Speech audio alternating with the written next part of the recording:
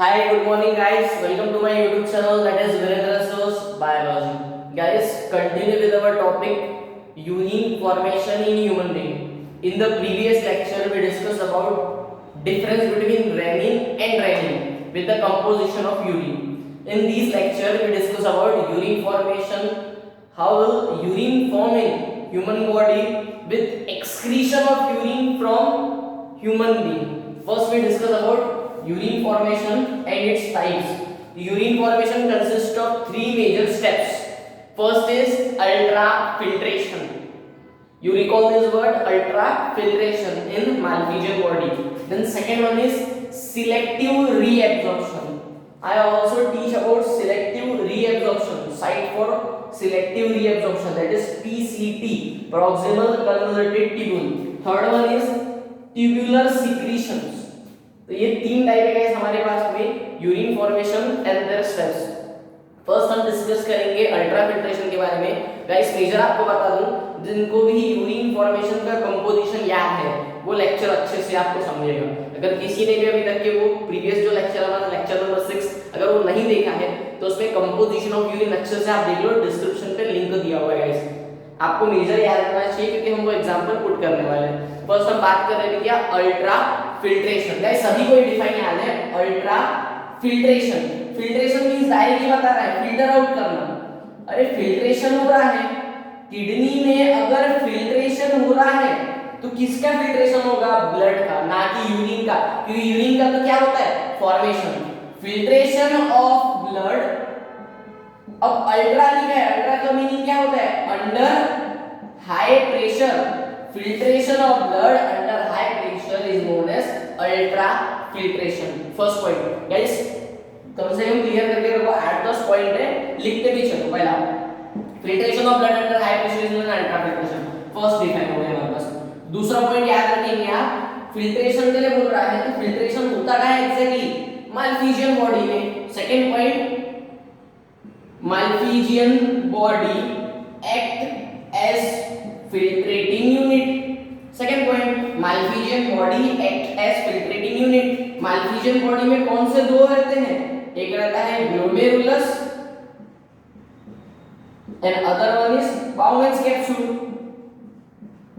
तो ये दोनों क्या करते हैं? फिल्ट्रेशन में काम आते हैं. तो Bowman's capsule और glomerulus. लेकिन मेजर आप याद रखेंगे glomerulus में दो आर्टेरियोल रहते हैं. पहला afferent arteriole and another one is efferent arteriole. Afferent arteriole और इफरेंट आर्टेरियोल कहां पे थे गाइस? ये हमारे पास में, अगर मैं बात कर रहा हूं हमारा मालफिजियन बॉडी का स्ट्रक्चर. मालफिजियन बॉडी के स्ट्रक्चर में हमें पता था कि यहां से हमारे पास में जो लार्ज वाला था इसको बोला गया था इफरेंट और स्मॉल वाले को बोला गया था इफरेंट. ठीक है, ये एफरेंट और ये इफरेंट, तो दो आर्टेरियोल प्रेजेंट है, एफरेंट और इफरेंट. हाँ इसलिए मैं बात कर रहा हूं एफरेंट आर्टेरियोल. एफरेंट आर्टेरियोल का जो डायमीटर है वो कैसा रहता है? वाइडर. और इसका कैसा रहता है? नैरो. तो एफरेंट और इफरेंट आर्टेरियोल गाइस बहुत काम का पॉइंट है. यहां से हमारा एग्जैक्ट पढ़ना स्टार्ट हुआ. सबसे पहले मैंने आपको तीन चीजें बता दिया. यूरिन फॉर्मेशन में तीन मेजर स्टेप्स है. पहला अल्ट्राफिल्ट्रेशन, दूसरा सिलेक्टिव रिएब्जॉर्प्शन, तीसरा ट्यूबुलर सिक्रीशन. अल्ट्राफिल्ट्रेशन आपको समझेगा तो ही जाके आगे की दो प्रोसेस समझेगी. Ultrafiltration, filtration of blood under high pressure is known as ultrafiltration. Then filtration किसका हो रहा है? ब्लड का ही हो रहा है. दूसरा आपने बता दी कि अल्ट्राफिल्ट्रेशन होता है एक्चुअली मालफिजियन बॉडी में. तो मालफिजियन बॉडी क्या करती है? फिल्ट्रेटिंग यूनिट के समान काम करती है. मालफिजियन बॉडी के अंदर में दो लोग हैं, पहला ग्लोमेरुलस, दूसरा बाउमेंस कैप्सूल. बाउमेंस कैप्सूल का अभी काम नहीं है, पहले हम इसके बारे में देख रहे हैं ग्लोमेरुलस. तो ग्लोमेरुलस के पास में दो चीजें रहती है, दो आर्टेरियोल रहता है, afferent arteriole, efferent arteriole. Afferent वाले के पास में ब्लड आता है, देन फिल्टर आउट होके इफरेंट के पास बॉडी के अंदर जाता है. ये सभी को पता है. नैरो कौन सा है? इफरेंट. वाइडर कौन है? एफरेंट. तो गाइस यहां पे देखो, मैं क्या बता रहा हूं अच्छे से सुनो. अभी ये बहुत काम की चीज है. यहां से ऐसा पकड़ के चलो कि यहां से हमारा टॉपिक स्टार्ट हो गया. वाइडर होने के कारण गाइस अच्छे से सुनो. ठीक है, ब्लड आया, ब्लड जब आ रहा है तो यहाँ पे बहुत सारा डिस्टेंस है और यहाँ पे डिस्टेंस कम है. ठीक है गाइस, मतलब यहाँ पे बात कर रहा हूँ पकड़ के चलो 4 सेंटीमीटर का सपोज, और इफरेंट वाले का 2 सेंटीमीटर. ठीक है गाइस, तो यहाँ पे ब्लड जो आया है वो आएगा लेकिन प्रेशर इसमें ज्यादा रहेगा कि इसमें ज्यादा रहेगा, ये डिस्कस किया है मैंने। मैं क्या बोल रहा हूँ, जैसे कि ये एक नल है, ठीक है, एक पाइप है, यहाँ से पानी अगर आ रहा है, बाहर गया, सिंपल सा, तो प्रेशर हो रहा है, पाइप पे प्रेशर आएगा, बिल्कुल आएगा। देन मैं क्या कर रहा हूँ कि जो मेरा पाइप है उसको मैंने बीच से दबा दिया, तो जो पाइप है वो नैरो हो गया। नैरो होने के कारण प्रेशर बढ़ेगा, मींस एफरेंट आर्टेरियोल का प्रेशर कम रहता है as compare to efferent arteriole. तो मेजर आपको याद रखना है, एफरेंट वाला जो रहता है उसके पास में ब्लड प्रेशर कम रहता है, इफरेंट वाले के पास में ब्लड प्रेशर ज्यादा रहता है। तो इन दोनों के बीच में जो डिफरेंस क्रिएट होता है, एफरेंट आर्टेरियोल और इफरेंट आर्टेरियोल के बीच में ब्लड प्रेशर का डिफरेंस क्रिएट होता है। तो इन दोनों के डायमीटर के कारण ब्लड प्रेशर पे डिफरेंस पैदा होता है, जिसके कारण यहाँ पे क्या बनता है, ब्लड प्रेशर के कारण अल्ट्रा प्रेशर बनता है। प्रेशर के बारे में हमें डिस्कस करना है और इसी के हिसाब से हमको बनाना है कि हमारा इफेक्टिव फिल्ट्रेशन रेट क्या रहता है। तो पहला आपको मेजर ये इतने 5 पॉइंट आपको मेजर याद रखने हैं, देन हम डिस्कस करते हैं एग्जैक्टली यूरिन फॉर्मेशन में जो अल्ट्रा फिल्ट्रेशन की यूनिट है, तो जो अल्ट्रा फिल्ट्रेशन आता है कितना आता है, कितने प्रेशर क्रिएट करता है। तो गाइस नेक्स्ट देख रहे हैं हम हमारा अल्ट्रा फिल्ट्रेशन कितना आता है, अल्ट्रा प्रेशर। हाँ स्टूडेंट्स, तो यहाँ पे आपके पास में 8 पॉइंट्स लिखे हुए दिख रहे हैं, हम फटाफट याद कर लेते हैं। 5 पॉइंट हम याद कर चुके, फटाफट देखते चलो। सबसे पहले मैंने आपको बताया यूरिन फॉर्मेशन में 3 step, ultra filtration, tubular secretion और सिलेक्टिव रीएब्जॉर्प्शन। फर्स्ट स्टेप है ultra filtration. Ultra filtration means क्या था, filtration of blood under high pressure is known as ultra filtration. Then हमने बता दी कि फिल्ट्रेशन यूनिट कौन है, माल्पीजियन बॉडी, जिसके अंदर में 2 पार्ट आते हैं, ग्लोमेरुलस और बाउमेन्स कैप्सूल। काम किसका है, ग्लोमेरुलस है, क्योंकि प्रेशर कहाँ बनता है, ग्लोमेरुलस पे, इसीलिए अल्ट्रा फिल्ट्रेशन को ही बोला जाता है ग्लोमेरुलर फिल्ट्रेशन। देन इसी के बाद में ग्लोमेरुलस में 2 चीजें थी, 2 आर्टेरियोल्स थे, एफरेंट आर्टेरियोल, इफरेंट आर्टेरियोल, दोनों का डिफरेंस बताया मैंने आपको। इन दोनों के डिफरेंस के कारण क्रिएट हो रहा था ग्लोमेरुलस में क्या, hydrostatic pressure in glomerulus. 3 pressure develop होते हैं। सबसे पहले देखो यहाँ पे जब ब्लड और वाटर आ रहा है, क्योंकि दोनों एक साथ आएगा ना, क्योंकि ब्लड का फिल्ट्रेशन हो रहा है, देन वहां से वाटर जो है बाहर निकल के क्या बना रहे हैं, यूरिन बना रहा है। तो यहाँ पे क्या आया, फ्लूइड भी आया, ब्लड भी आया, दोनों आया। फ्लूइड भी आ रहा है, फ्लूइड मींस क्या, वाटर ही बोल सकते हैं, वाटर और ब्लड दोनों आ रहा है। देन यहाँ पे अलाउ किसका रहता है, सिर्फ कौन अलाउ होता है, ब्लड, क्योंकि हमें किसका फिल्ट्रेशन करना है, ब्लड का। तो जिसके कारण यहाँ से प्रेशर आ रहा है, लेकिन यहाँ पे सिर्फ क्या होना हमें, ब्लड, तो ये वाटर आने देगा क्या अपने पास, नहीं, तो मतलब क्या करेगा, अपोज करेगा। तो जिसके कारण इसका एक प्रेशर, इसका दूसरा प्रेशर। गाइस अच्छे समझो, ये कॉन्सेप्ट क्लियर होना जरूरी है। मैं क्या बोल रहा हूँ, ये एफरेंट आर्टेरियल जो है, अब यहाँ पे क्या आ रहा है, यहाँ पे ब्लड तो आएगा ही, साथ में फ्लूइड आएगा। फ्लूइड मींस क्या, वाटर ही बोल के चलो, फ्लूइड भी आ रहा है, ब्लड भी आ रहा है एफरेंट वाले के पास में। लेकिन मेरे को एक चीज पता है, एफरेंट आर्टेरियल में फिल्टर होने के लिए कौन आता है, ब्लड आता है। तो यहाँ पे ब्लड वाला अपने साथ में मिक्स होने किसको नहीं देगा, वाटर को नहीं देगा क्या, नहीं। तो जिसके कारण एक प्रेशर ब्लड का रहेगा, तो एक प्रेशर ब्लड का रहेगा और एक प्रेशर वाटर का रहेगा। वाटर वाला ब्लड वाला एक दूसरे को क्या करने वाले हैं गाइस, अपोज करने वाले हैं। तो जिसके कारण यहाँ पे 2 प्रेशर बनते हैं, जो बाहर से आया ग्लोमेरुलस में, तो उसको बोला जाता है glomerular hydrostatic pressure. Glomerular hydrostatic pressure एक प्रेशर, अच्छे समझ रहे ना, ग्लोमेरुलर हाइड्रोस्टैटिक प्रेशर एक हो गया, P1 बोल के चलो। दूसरा blood colloidal osmotic pressure, blood pressure बोलो या तो blood colloidal osmotic pressure, 2 pressure हो गए, दोनों अपोज कर रहे हैं। देन उसके बाद में अपोज करते समय फिर से हमें पता है ब्लड और फ्लूइड जब आए, मिक्स तो होना ही है उनको, क्योंकि दोनों क्या है, फ्लूइड है। तो यहाँ पे आने के बाद में क्या रहता था, पोडोसाइट। पोडोसाइट कहाँ पे है, कैप्सुलर स्पेस में है। कैप्सुलर स्पेस में भी जो वाटर बाहर निकलेगा, ठीक है गाइस, देखो फटाफट देखो, अच्छे से देखो, कोई टेंशन नहीं, आराम से देखो। सबसे पहले मैंने आपको क्या बताया, यहाँ पे आया फ्लूइड भी आया, ब्लड भी आया, दोनों का अपोज हुआ, P1 P2 बन गए। यहाँ तक के सभी को क्लियर है, मतलब आपको 2 प्रेशर समझ रहे क्या। जो हमारे पास में हमारा कप लाइक स्ट्रक्चर है, यहाँ पे क्या आया, ब्लड और फ्लूइड, ब्लड और फ्लूइड दोनों एक दूसरे को क्या करेंगे, अपोज करेंगे। तो वहाँ पे किसका प्रेशर बनेगा, फ्लूइड का, एक प्रेशर ब्लड का। तो ब्लड प्रेशर एक बना, एक हाइड्रोस्टैटिक प्रेशर वाटर का एक प्रेशर बना, दो प्रेशर सभी को समझ गए, यहाँ देखिए क्लियर है। देन यहाँ पे अंदर आया ब्लड, ब्लड जब फिल्टर हो रहा है गाइस, तो फिल्टर होने के बाद में कहा जाता था पोर्टोसाइट के पास में, क्योंकि podocytes are the microscopic pores which is helpful for the process of ultrafiltration. तो यहाँ पे आने के बाद में जो वाटर मटेरियल, लिक्विड मटेरियल और यूरिन का मटेरियल है वो कहाँ जाएगा, कैप्सूल पे, कैप्सुलर स्पेस। तो कैप्सुलर स्पेस पे क्या क्रिएट होगा, प्रेशर। ये प्रेशर कम रहेगा लेकिन क्रिएट हो गया, तो जिसके कारण इसको क्या बोला गया, कैप्सुलर हाइड्रोस्टैटिक प्रेशर। क्या बोला गया, कैप्सुलर हाइड्रोस्टैटिक प्रेशर। अब हमारे पास में तीन प्रेशर बन रहे हैं। पहला मैं ले लेता हूं किसका, देखो फटाफट यहाँ पे, ठीक है, ये फर्स्ट वाला अपने यहाँ पे अच्छे से क्लियर करके दे रहा हूं आपको भी, फिर से अच्छे से देखो, अच्छे से क्लियर करो। ये हमारे पास में हमारा बाउमेन्स कैप्सूल और माल्फिजन बॉडी का पूरा स्ट्रक्चर। हाँ, देन ये वाला हमारे पास में हमें पता है ये इंफ्रारेड आर्टेरियल एफिनिट। हाँ, यहाँ पे क्या आ रहा है, ब्लड भी आ रहा है, फ्लूइड भी आ रहा है। तो यहाँ पे दो प्रेशर, ग्लोमेरुलस के अंदर में फ्लूइड आ रहा है जिसके कारण एक प्रेशर बनता है ग्लोमेरुलर हाइड्रोस्टैटिक प्रेशर, जिसको बोलेंगे हम P1 इज इक्वल टू कितना है वो देखेंगे।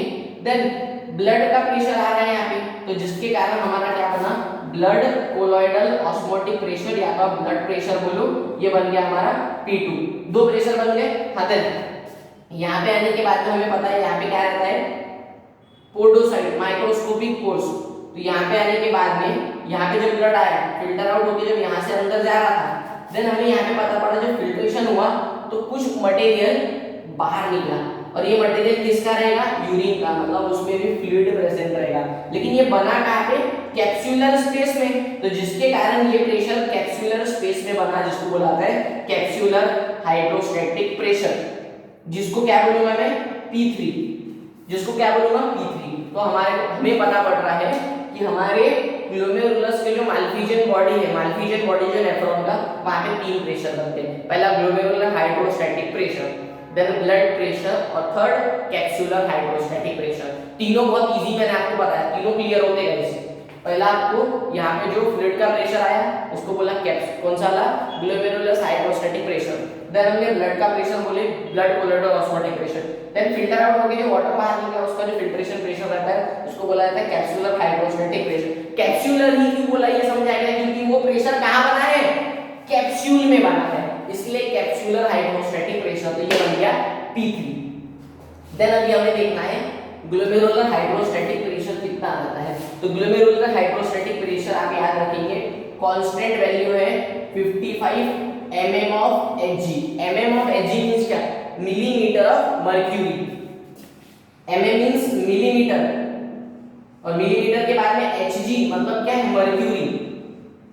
आपने 10th स्टैंडर्ड में पढ़ा है मर्क्यूरी के बारे में, ठीक है, तो मिलीमीटर ऑफ मर्क्यूरी। देन उसी के बाद में जो हमारा ब्लड कोलॉइडल ऑस्मोटिक प्रेशर है वो याद रखेंगे हमेशा, ये रहता है 30 mm ऑफ Hg। कितना, 30 mm Hg। सर आप ये हमें कैसे बता रहे हैं, तो साइंटिस्ट ने वैल्यू निकाल के दी है, हमें ये निकालना नहीं है, डायरेक्ट आपको याद रखना है। देन हमें याद रखना है कैप्सुलर हाइड्रोस्टैटिक प्रेशर कितना रहता है, तो 15 mm ऑफ Hg। कितना, 15 mm ऑफ Hg। बस गाइस मैं एक चीज आपको बता सकता हूँ, इसका 55 क्यों है, इसका 30 क्यों है, देन इसका 15 क्यों है, ये अच्छे से बता सकता हूं आपको। सबसे ज्यादा किसका है, ग्लोमेरुलर हाइड्रोस्टैटिक प्रेशर। जब ग्लोमेरुलर हाइड्रोस्टैटिक प्रेशर बना, वाटर भी आया, ब्लड भी आया, वाटर और ब्लड दोनों में क्या बना, अच्छा खासा प्रेशर बना। तो जिसके कारण ज्यादा प्रेशर पड़ा, जैसे कि अगर मैं बोल रहा हूँ वो ब्लड के लिए था, लेकिन वहां पे जबरदस्ती कौन आ रहा था, वाटर। अगर वो आ पा रहा है तो मतलब प्रेशर उसका ज्यादा था।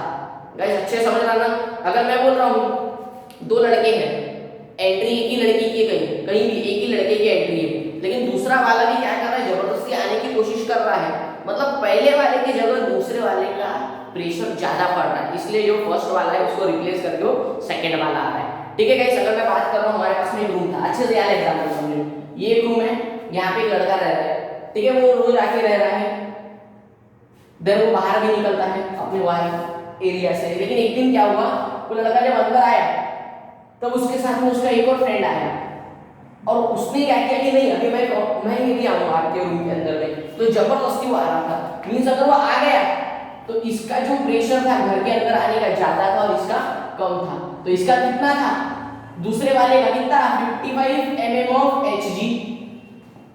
देन ये जब आया इसका प्रेशर उससे कम था तो कितना रहेगा 30 mm ऑफ Hg। और बाकी बाद में जो बचा कुचा प्रेशर था मतलब जो कैप्सूलर हाइड्रोस्टैटिक प्रेशर तो कितना है आपको याद रखना है 15 mm ऑफ Hg। गाइस इसके बाद में हम निकालेंगे इफेक्टिव फिल्ट्रेशन प्रेशर। जो अल्ट्रा फिल्ट्रेशन हो रहा है तो कितने प्रेशर पे होता है तो उसके लिए फॉर्मूला दिया हुआ है हमारे पास में, effective filtration pressure is equal to glomerulus hydrostatic pressure minus blood colloidal osmotic pressure plus CHP capsular hydrostatic pressure. हाँ गाइस आप ही मेरे को बताओ ये पुट करके इफेक्टिव फिल्ट्रेशन प्रेशर निकालना है इज इक्वल टू हाँ ग्लोमेरुलर हाइड्रोस्टैटिक प्रेशर कितना निकाले, ग्लोमेरुलर हाइड्रोस्टैटिक प्रेशर सबसे ज्यादा वाला कितना 55 mm तो 55 माइनस ब्रैकेट में ब्लड कोलॉइडल ऑस्मोटिक प्रेशर कितना है, blood colloidal osmotic pressure 30 plus capsular hydrostatic pressure कितना 15 mm ऑफ Hg। हाँ guys 55 minus 45 55 minus 45 30 plus 15 then कितना आया 10 mm ऑफ Hg। कितना हो गया 10 mm ऑफ Hg। तो इफेक्टिव फिल्ट्रेशन प्रेशर कितना बनता है यूरिन फॉर्मेशन के समय 10 mm ऑफ Hg। तो यहां तक क्या आपको याद रखना है कि ये हमारा आंसर निकला 10 mm ऑफ Hg। ये आपको 17.3 में अच्छे से दिया हुआ है, अपना ये डायग्राम दिया है वहां पे लिया हुआ है सब 10 mm ऑफ Hg। ये क्वेश्चन नीट के पेपर में आया है, effective filtration pressure is dash mm of Hg तो 10 mm ऑफ Hg। इसी के बाद में दो चीजें आप याद रखेंगे, मैंने प्रीवियस लेक्चर में बताया ग्लोमेरुलर फिल्ट्रेशन रेट कितना रहता है 180 लीटर पर डे और 125 ml पर मिनट। तो ये दोनों चीजें भी आप याद रखेंगे, glomerular filtration rate 180 litre per day and 125 ml per minute. Then हम हमारी सेकंड प्रोसेस देख रहे हैं कौन से, सिलेक्टिव रीएब्जॉर्प्शन। हाँ गाइस नेक्स्ट है हमारे पास में सेकंड प्रोसेस जिसको बोला जाता है सिलेक्टिव रीएब्जॉर्प्शन।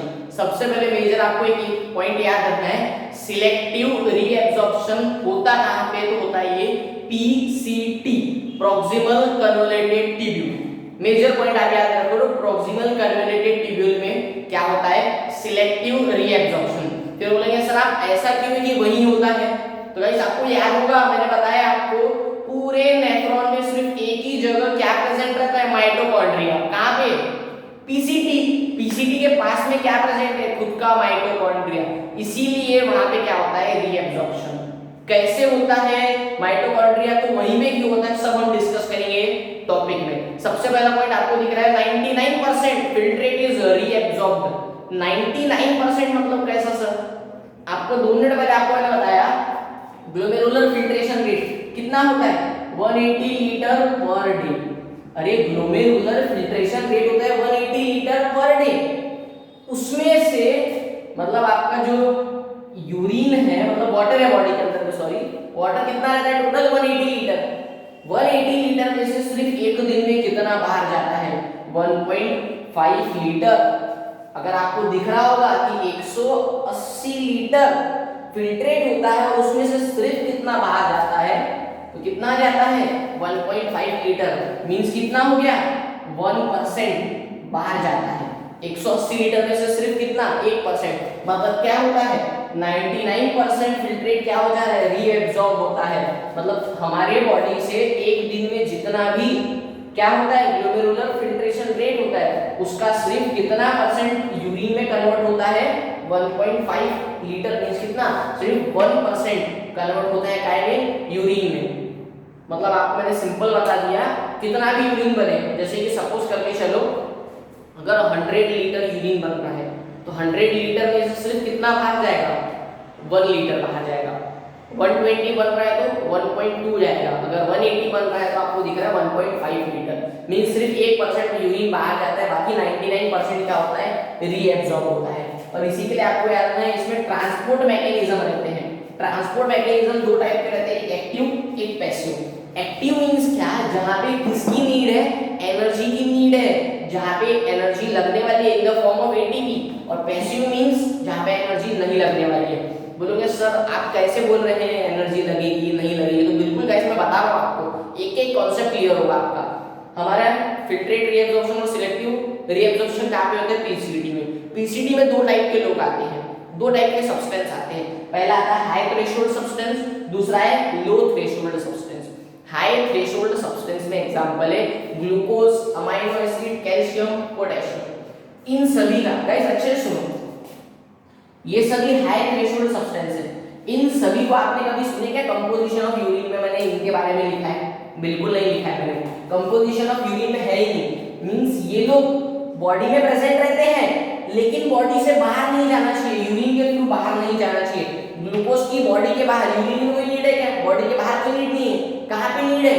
यूरिन के बाहर नीड नहीं है। कहाँ नीड है? बॉडी के अंदर में ग्लूकोज का काम है, अमाइनो एसिड का काम है, पोटेशियम का काम है, कैल्शियम का काम है। ये सब बॉडी के अंदर के कंपोनेंट है, इनका बॉडी के अंदर काम है, इसलिए इसको बोला जाता है हाई थ्रेशोल्ड सब्सटेंस। दूसरा लो थ्रेशोल्ड सब्सटेंस है यूरिया, यूरिक एसिड। ये अगर बाहर चले भी गए तो चलता है, जाती है ना यूरिया, यूरिक एसिड। हमें पता है 2% यूरिया जाता है, 0.03% यूरिक एसिड जाता है, जाना चाहिए क्योंकि ये कंपोनेंट है यूरिन में। अभी मैं बात कर रहा हूँ हमारा पीसीटी का। गाइस अच्छे से देखो, ये पूरा जो टॉपिक है यूरिन फॉर्मेशन पूरा कॉन्सेप्चुअल है। अगर ये एक बार ही समझता है अच्छे से समझो। हाँ गाइस, आपको भी ये डायग्राम आपको याद आ रहा है, ये हमने देखे थे नेफ्रॉन में। ठीक है गाइस, हमारा पीसीटी कौन सा साइट है? ये साइट है हमारा प्रॉक्सिमल कन्वोल्यूटेड ट्यूब्यूल, पीसीटी। हाँ सुनो अभी, अब यहाँ से फिल्ट्रेशन हो गया था ब्लड का ऊपर में। अब यहाँ पे क्या आ रहा था? लिक्विड मटेरियल, जो अभी क्या बनाएगा? यूरिन बनाएगा। तो अभी पकड़ के चलो, ये लिक्विड मटेरियल में ग्लूकोज आ गया। क्या आ गया? ग्लूकोज अगर आ गया तो ये कौन सा सब्सटेंस है? High threshold substance. ग्लूकोज का काम है क्या यूरिन में? बिल्कुल नहीं। इसका काम कहाँ है? बॉडी के इनसाइड। तो पीसीडी के पास में क्या प्रेजेंट है? Active transport. जब यूरिनेशन में ग्लूकोज जा रहा था तो एक्टिव ट्रांसपोर्ट मींस क्या? एटीपी एक्टिवेट होगा, और एटीपी एक्टिवेट होने के बाद में वो यूरिन में किसको जाने नहीं देगा? ग्लूकोज को जाने नहीं देगा। मतलब एनर्जी लगी, एनर्जी लगी तो वहां पे कौन सा ट्रांसपोर्ट? Active transport. दूसरा, अभी क्या जा रहा था? अमाइनो एसिड जा रहा है अगर यूरिनेशन में। अमाइनो एसिड फिर से कौन सा कंपोनेंट? High threshold. यूरिन में काम है क्या? नहीं। कहाँ काम है? बॉडी के अंदर। तो बॉडी के जो सेल है PCT activate, active transport. Active transport के कारण अमाइनो एसिड को यूरिन में न जाते हुए उसको बॉडी के अंदर खींच लेगा। कौन? पीसीटी का एटीपी। देन उसी के बाद में भी क्या जा रहा है यहाँ पे? यूरिया। अभी जा रहा है यूरिन में यूरिया, फिर पीसीटी देखेंगे, अरे अभी क्या जा रहा है? यूरिया। यूरिया जा रहा है तो यूरिया कहाँ जाना चाहिए? यूरिन में। तो वो जाने देगा, मतलब वहां पे वो क्या एक्टिवेट नहीं करेगा? एनर्जी एक्टिवेट नहीं करेगा। मतलब वहां पे कौन सा मैकेनिज्म? पैसिव ट्रांसपोर्ट चालू।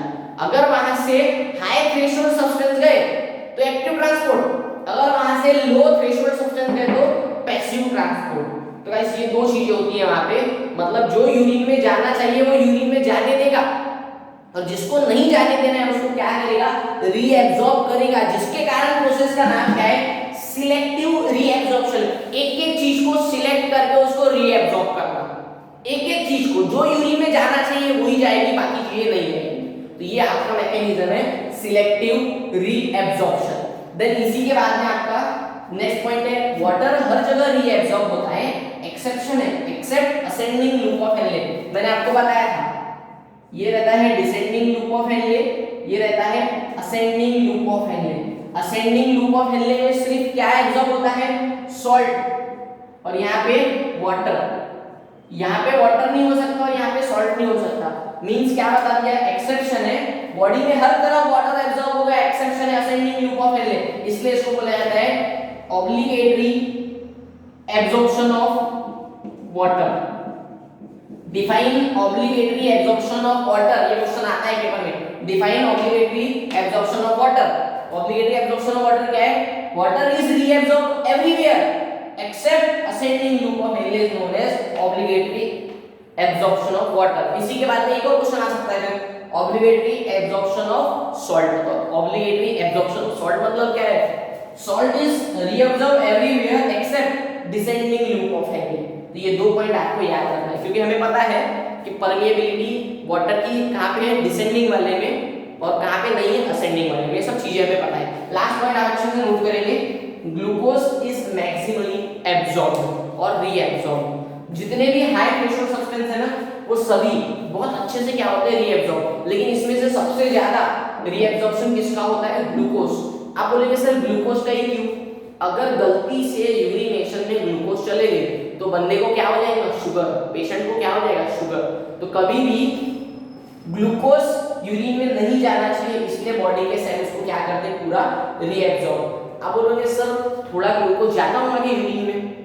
बिल्कुल जाता है गाइस, थोड़ा सा जाता है। कितना जाता है? अगर मैं बात कर रहा हूं नॉर्मल रेंज 100 ml में कम से कम 45 mg से लेके 95 mg तक के जाता है, बस 100 ml में 45 टू 95 mg।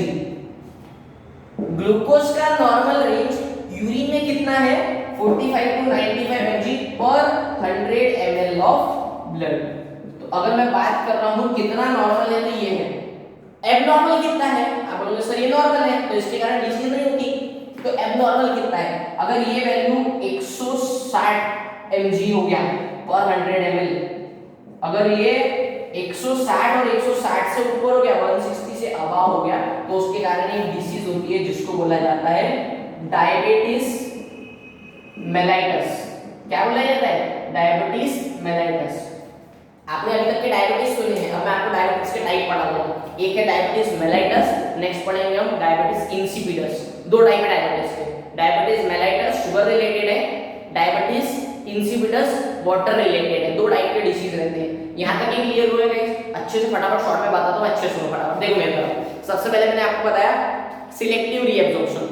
सिलेक्टिव रीअब्जॉर्प्शन का मीनिंग क्या है? एक एक पार्टिकल को, एक एक सब्सटेंस को क्या करना, सिलेक्ट करके रीअब्जॉर्ब करना। तो ये रीअब्जॉर्प्शन कितना रहता है? 99% फिल्ट्रेट का रीअब्जॉर्प्शन होता है, बाकी जो 1% बचा वो यूरिन में जाता है। उसके बाद में पीसीटी में 2 टाइप के ट्रांसपोर्ट रहते हैं, एक एक्टिव ट्रांसपोर्ट, एक passive transport. Active means presence of energy, absence of energy मतलब पैसिव। अगर हाई थ्रेशोल्ड सब्सटेंस है तो एक्टिव ट्रांसपोर्ट, अगर लो थ्रेशोल्ड सब्सटेंस है तो पैसिव ट्रांसपोर्ट। देन सबसे ज्यादा रीअब्जॉर्प्शन किसका होता है? ग्लूकोज का, क्योंकि ग्लूकोज अगर यूरिन में गया तो एक डिसीज होती है जिसको बोला जाता है डायबिटीज। तो नॉर्मल कितना रहता है रेंज? 45 टू 95 mg पर 100 ml ऑफ ब्लड। देन अगर वही बात करूं मैं कितना, किससे ज्यादा हो गया तो डायबिटीज मेलाइटस होगी, 160 mg से अगर ज्यादा होगा तो डायबिटीज मेलाइटस होगी। तो यहां तक के गाइस हमारे पास में क्या है? Selective reabsorption. देन लास्ट है हमारा थर्ड टॉपिक, ट्यूबुलर सीक्रेशन। हाँ स्टूडेंट्स, तो लास्ट टॉपिक है हमारे पास में, last third step tubular secretion which is also known as augmentation. First आपको याद रखना है, बहुत इजी स्टेप है ट्यूबुलर सीक्रेशन। अब हमारा यूरिन भी बन चुका है, यूरिन का फिल्ट्रेशन भी हो चुका है, मतलब जो जो एब्नॉर्मल कॉन्स्टिट्यूएंट और नॉर्मल कॉन्स्टिट्यूएंट है, हाई थ्रेशोल्ड सब्सटेंस और लो थ्रेशोल्ड सब्सटेंस, दोनों एक्टिव और पैसिव ट्रांसपोर्ट के कारण सेपरेट आउट हो चुके हैं। अब क्या होगा? सिर्फ सेपरेशन एंड सीक्रेशन। सेपरेशन हो गया, सीक्रेशन होगा। अभी सेपरेट कौन से हो गए? जो हाई थ्रेशोल्ड सब्सटेंस है, यूजफुल है बॉडी के अंदर हो गए, और बाद में क्या? Secretion of unwanted substance. अब सीक्रेशन होगा अनवांटेड सब्सटेंस का, कहां से? प्रॉक्सिमल कन्वोल्यूटेड ट्यूब्यूल के नेटवर्क लाइक स्ट्रक्चर से, कहां तक के? जो लास्ट यूरेथ्रा तक के, इनटू ट्यूबुलर फ्लूइड। ये हमारी डिफाइन क्या था? Separation and secretion of unwanted substance from PCT into कहां तक के? Tubular fluid is known as augmentation. Then second, अब कौन से अनवांटेड सब्सटेंस वो भी पता होना चाहिए। जितने भी कंपोजिशन ऑफ यूरिन में हमने पढ़े हैं सब, hydrogen ion, H+ ion, K+ ion, potassium, creatinine, urea, uric acid, ये सब क्या होते हैं? सीक्रेटेड होते हैं डीसीटी। पीसीटी, पीटी से loop of Henle, loop of Henle से डीसीटी, फिर collecting tubule, collecting duct, duct of Bellini, then बाहर एक्सक्रीटेड इन यूरिन। यहां तक हमने पढ़ लिए। लास्ट आपको याद रखना है, लेकिन हमें एक चीज हमारी बॉडी के लिए बहुत काम की है, osmo regulation. Osmo regulation means क्या? अरे जो बाहर जा रहे हैं वाटर के मॉलिक्यूल, सॉल्ट के मॉलिक्यूल, लेकिन हमारे बॉडी के अंदर में भी क्या होना चाहिए? ऑस्मोटिक बैलेंस, ऑस्मो रेगुलेशन होना चाहिए। ऑस्मो रेगुलेशन मींस क्या? पहला तो आपने बता दिए, the maintenance of salt and water in the body is known as osmoregulation. तो आपको याद रखना है सॉल्ट को और वाटर को बैलेंस करने के लिए बॉडी में दो हार्मोन प्रेजेंट रहते हैं। पहला आपको याद रखना है सॉल्ट का लेवल मेंटेन करने के लिए हमारे बॉडी में जो हार्मोन रहता है उसका नाम है अल्डोस्टेरॉन। अल्डोस्टेरॉन आप सभी ने ये वर्ड कहीं तो भी सुने हैं गाइस। 10th की बुक में पार्ट 2 चैप्टर 2 में आपने अल्डोस्टेरॉन के बारे में सुने हैं, फैटी एसिड जो बनाती है लिपिड वाला कंपोनेंट, वहां पे आपने वर्ड सुने हैं। तो आपको याद रखना है aldosterone maintain salt balance in the body and ADH. ADH means क्या? Anti diuretic hormone. क्या बोलते हैं? Anti diuretic hormone maintain water balance in the body. नाम से बता रहा एंटी मींस क्या? अपोज करना। डाययूरेटिक, डाई मींस क्या? दो, और यूरेटिक मींस यूरिन। तो दो बार यूरिन नहीं होने को ना मींस आप बोलोगे सर दो बार 4-5 बार होती है दिन भर में। अरे वो नहीं बोल रहा हूं मैं, नॉर्मल कितनी रहती है? 1.5 लीटर। इसका डबल नहीं होना चाहिए। मतलब कितना नहीं होना चाहिए? 3 लीटर नहीं होना चाहिए। तो इसको बोला जाता है डाययूरेसिस की बीमारी। अगर किसी को बार-बार यूरिनेशन होता है तो उसको डाययूरेसिस बोला जाता है। तो उसका लेवल मेंटेन करने के लिए बॉडी के अंदर एक हार्मोन रहता है, इसको बोला जाता है एडीएच। ये कहां से सीक्रेट होता है, ये कहां से सीक्रेट होता है, ये सब हम हार्मोन वाले टॉपिक पे अच्छे से डिटेल करेंगे नेक्स्ट जो लेक्चर बनाएंगे। तो नेक्स्ट लेक्चर से गाइस हम बाकी हार्मोन्स और बाकी जो हमारा रिमेनिंग पोर्शन बाकी ये बुक के हिसाब से वो डिस्कस करेंगे। गाइस लेक्चर पता है कि बहुत ज्यादा इंपॉर्टेंट था, बहुत ज्यादा। अगर आप यहाँ तक के आए हो ना, आपको समझाऊंगा कंसेप्ट। सिर्फ इतना याद रखो, हम 11th स्टैंडर्ड में आ गए, हम अभी 10th 8 9 10 के स्टूडेंट नहीं है कि हम इजी पढ़ेंगे। यहाँ से कंसेप्ट चालू होगा गाइस आपको स्टडी हार्ड वर्क कभी करना ही है और करते ही रहना है। अगर आपको 11th 12th में अच्छे परसेंटेज चाहिए तो आपको हार्ड वर्क करना पड़ेगा। देन हम नेक्स्ट लेक्चर में लेंगे हमारे। तब तक कि आप वीडियो अगर पसंद आया तो लाइक करिए, सब्सक्राइब करिए मेरे चैनल को Virendra sir biology. Next lecture में मिलेंगे। Thank you so much guys.